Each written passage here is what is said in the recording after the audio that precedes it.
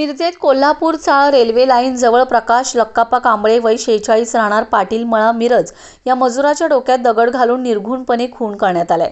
शनिवारी रात्री 8:30 ते 9च्या दरम्यान हा प्रकार घडला होता। या खुनाचा उलगडा करण्यात महात्मा गांधी चौक पोलिसांना यश आले।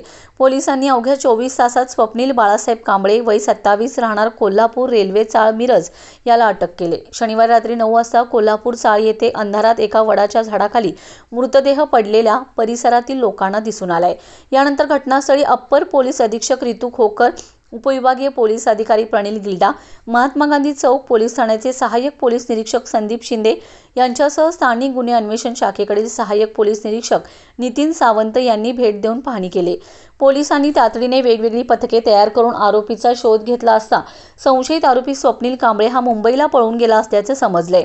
त्याला तातडीने मुंबईतून अटक करण्यात आले। स्वप्नील यांनी खून का केला याचा तपास पोलीस करत असून दारू पिण्याच्या वादातून खून झाला असल्याचा अंदाज यावेळी वर्तवण्यात येत आहे। याबाबत अधिक तपास सहाय्यक पोलीस निरीक्षक संदीप शिंदे करीत आहेत।